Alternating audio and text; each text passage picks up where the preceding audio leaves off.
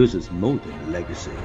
This is a source of inspiration, sharing the journey of discovery. PSN College of Engineering and Technology.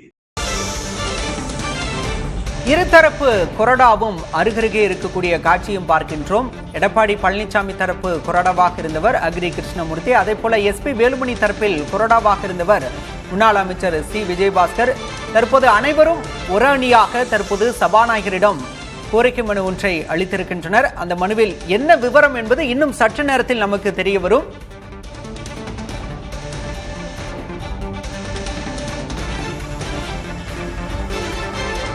இரு அணிகளாக பிரிந்திருந்த நிலையில் தற்போது எடப்பாடி பழனிசாமியை சந்தித்த பிறகு ஓரடியாக சென்று சபாநாயகர் ஜேசிடி பிரபாகரை சந்தித்திருக்கின்றனர்.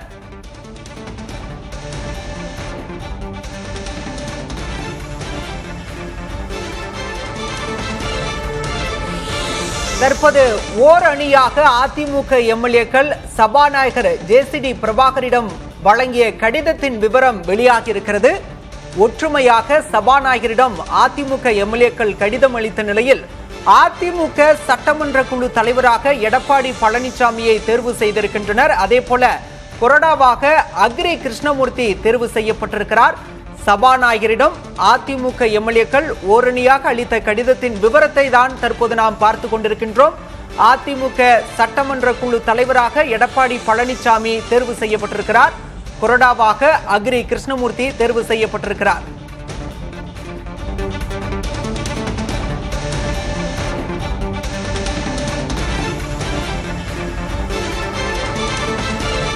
சபாநாயகரை சந்திப்பதற்கு முன்பாக எடப்பாடி பழனிசாமியை எஸ்பி வேலுமணி தரப்பு எம்எல்ஏக்கள் சந்தித்திருந்தனர். அதன் குழு புகைப்படத்தை தான் தற்போது நாம் பார்த்து கொண்டிருக்கின்றோம். எடப்பாடியை பழனிசாமியை சந்தித்த பிறகு தற்போது சபாநாயகரை சந்தித்து ஓரணியாக நின்று கடிதம் அளித்திருக்கின்றனர். அந்த கடிதத்தில் எடப்பாடி பழனிசாமி அதிமுக சட்டமன்ற குழு தலைவராக தேர்வு செய்யப்பட்டதற்கான விவரம் வெளியாகியிருக்கிறது.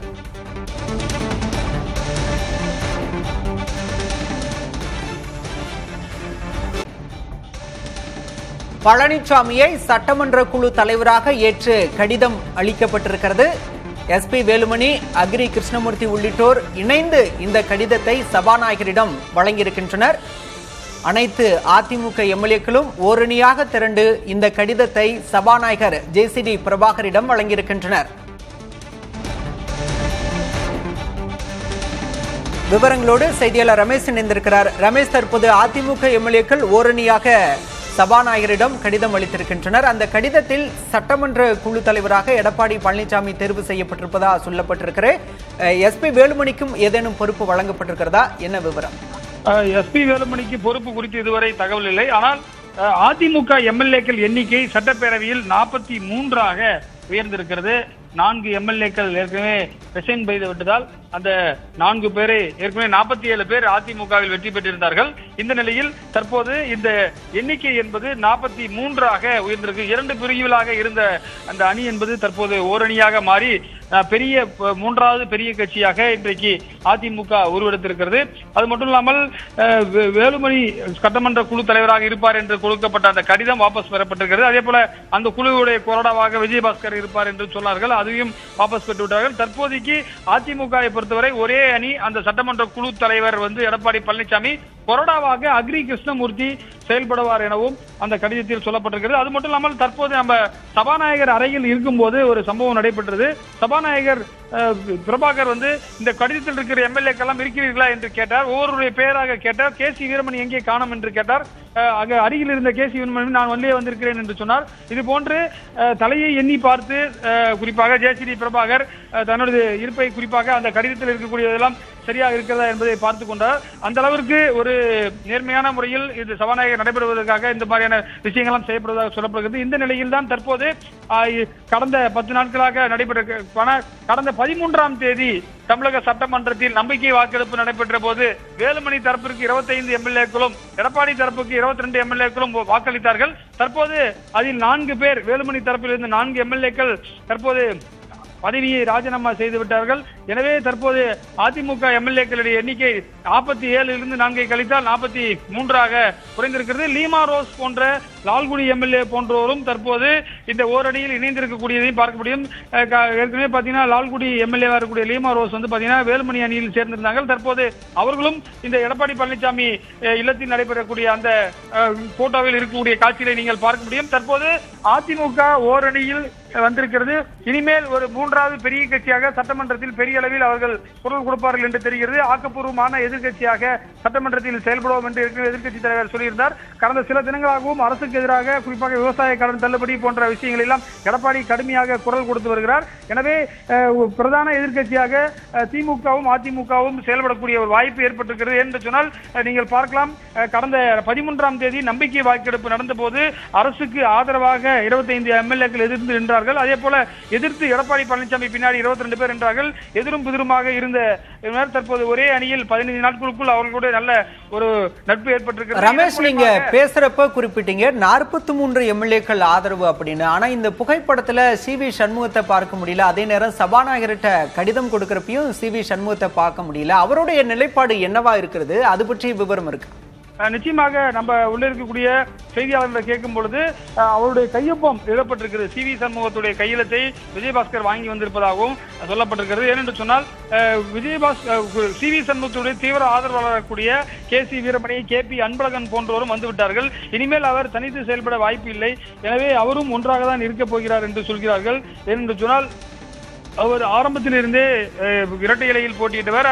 தீவிர அதிமுக விசுவாசி. அவர் வேற எந்த கட்சிக்கும் செல்ல மாட்டார் எனவும் அவரது தரப்பு ஆதரவாளர்கள் தெரிவிக்கிறார்கள். ஆனால் நடுவில் ஏற்பட்ட கசப்பான சில சம்பவங்களிலிருந்து உடனடியாக அவரால் மீண்டு வர முடியாத சூழ்நிலையால் அவர் இந்த புகைப்படத்திலும் இல்லை, அதே போல சபாநாயகர் அறைக்கு வரவில்லை. ஆனால் அவருடைய கையெழுத்து இங்கே இருப்பதாக குறிப்பாக சபாநாயகர் அறையிலிருந்து வரக்கூடிய தகவல்கள் நமக்கு தெரிவிக்கின்றன.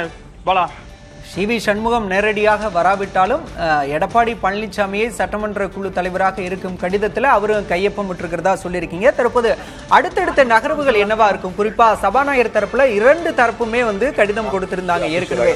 தற்போது ஓரணியாக இந்த கடிதம் கொடுக்கப்பட்டிருக்கக்கூடிய சூழல்ல ஏற்கனவே அந்த தகுதி நீக்க நடவடிக்கை எல்லாம் கூறியிருந்தாங்க. அந்த மனு எல்லாம் முறையா வாபஸ் பெற்றாச்சா? சபாநாயகர் தரப்புல என்ன சொல்லப்படும்? சபாநாயகர் தனக்கென்று வானளாவிய அதிகாரம் இருக்கு, எனக்கு யாரும் கட்டளையிட முடியாது, எனக்கு இந்த நேர காலத்தையும் போட முடியாது, டைம் லிமிட் எதுவும் கிடையாது என்றும் சொல்லியிருந்தார். இந்த நிலையில் தான் தற்போது இந்த முடிவு என்பது எடுக்கப்பட்டிருக்கிறது. இதன் மூலமாக நிச்சயமாக ஏற்கனவே சபாநாயகரை பொறுத்தவரை அவரும் ஒரு காலத்தில் அதிமுகவில் இருந்தவர் தான், குறிப்பாக OPS அணியில் இருந்தவர் தான். அவருக்கும் அதிமுகவில் நடக்கக்கூடிய விஷயங்கள் அனைத்தும் அவருக்கும் தெரியும். அந்த அடிப்படையில் அவரும் இந்த கடிதத்தை ஏற்றுக்கொள்வார் என்றுதான் நமக்கு தெரிந்த தகவல்கள் தெரிவிக்கின்றன. ஏனென்று சொன்னால் அவர் மீது எந்தவித நடவடிக்கையும் இன்னும் எடுக்கவில்லை, நோட்டீஸ் கூட அனுப்பவில்லை. அதாவது ஒரு கம்ப்ளைண்ட் கொடுத்தா அது முதல்ல நோட்டீஸ் கொடுப்பாங்க. இது மாதிரி கடந்த காலங்களில் எம்எல்ஏக்களுக்கு விளக்கம் கேட்டு நோட்டீஸ் கொடுப்பார்கள். இந்த நோட்டீஸ் கொடுத்து 15 நாட்களுக்கு அவர் விளக்கம் அளிக்க வேண்டும். எனவே நோட்டீஸ் கொடுக்கக்கூடிய நடைமுறையே தொடங்காத காரணத்தால் அவர் எந்த நடவடிக்கையும் எடுக்க வாய்ப்பில்லை.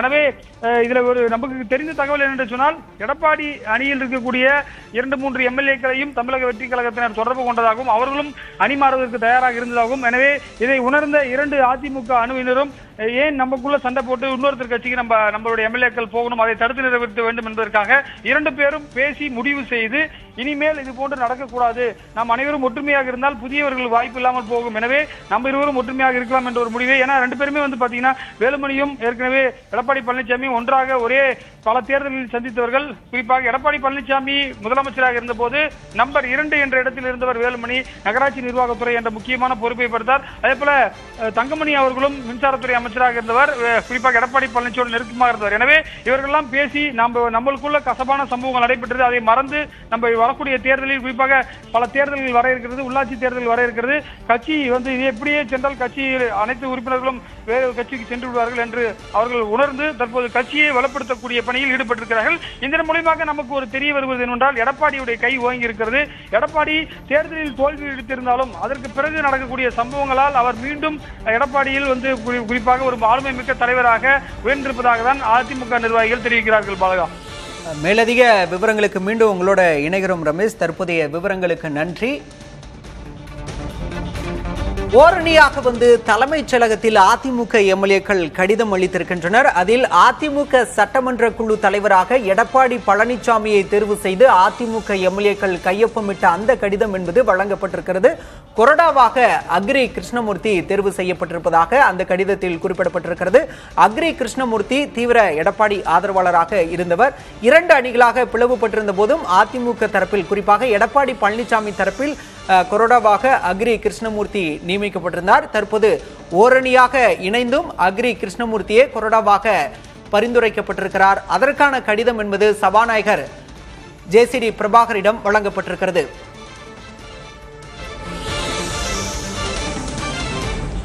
(2026) தேர்தலில் 21 விழுக்காடு ஓட்டுகளை அதிமுக குவித்தது.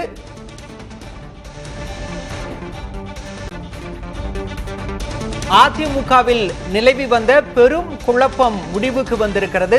ஓரணியாக சென்று தற்போது அதிமுக எம்எல்ஏக்கள் சபாநாயகர் ஜேசிடி பிரபாகரிடம் மனு அளித்திருக்கின்றனர். அதில் அதிமுகவின் சட்டமன்ற குழு தலைவராக எடப்பாடி பழனிசாமியை தேர்வு செய்து கடிதம் அளித்திருக்கின்றனர். எடப்பாடி பழனிசாமியின் கை ஓங்கியிருக்கிறது. வேலுமணி தரப்பு பணிந்திருக்கிறது. அந்த காட்சிகள் தான் தற்போது அரங்கேறிக் கொண்டிருக்கின்றன. எடப்பாடி பழனிசாமியின் கை ஓங்கியிருக்கிறது. வேலுமணி தரப்பு பணிந்திருக்கிறது. கே பழனிசாமி பறித்த பதவிகள் திரும்ப கிடைக்குமா என்ற கேள்வியும் எழுந்திருக்கிறது. சி.வி. சண்முகம் தனித்துவிடப்பட்டிருக்கிறாரா, ஒருவேளை தாவேக்காவில் சேர முடிவா என்ற கேள்வியும் அரசியல் வட்டாரத்தில் எழுந்திருக்கிறது. 2026 தேர்தலில் திமுகவுக்கு நெருக்கமாகவே அதிமுகவும் ஓட்டுகளை வாங்கியது. அதிமுக 21 விழுக்காடு ஓட்டுகளை வாங்கியிருந்தது. திமுகவை விட இது 3% குறைவானது.